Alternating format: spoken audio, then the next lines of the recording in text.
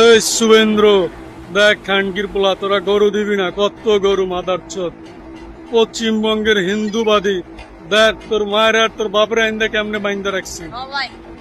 খানকির পোলা, গরু দিবি না? না, এই দেখ কত গরু, তোর বাপ তোর মা সব আইন্দা বাইন্দা রাখছি।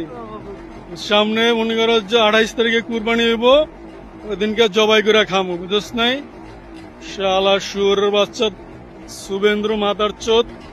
দেখ গরুর কোনো শেষ নাই, বুঝছ নাই?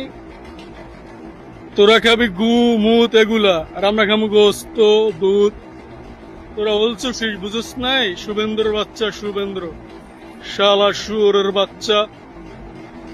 এই ভিডিওটা নিয়ে আমি হয়তো কিছু বলতাম না, কিন্তু যখন হিন্দু নিয়ে কথাটা উঠেছে না, তখন মনে লাগলো।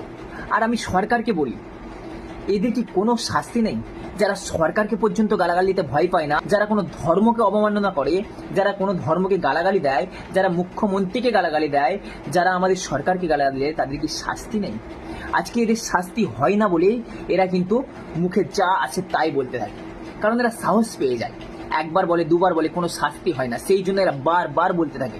আমার আবেদন থাকবে সরকারের কাছে, এদের মতো লোককে কঠিন থেকে কঠিন শাস্তি দেওয়া হোক, এবং তার জন্য আমাদের মতো পাবলিককে ভিডিওটা প্রচুর পরিমাণে শেয়ার করতে হবে, যাতে সরকারের কাছে আমরা এই ভিডিওটা পৌঁছাতে পারি।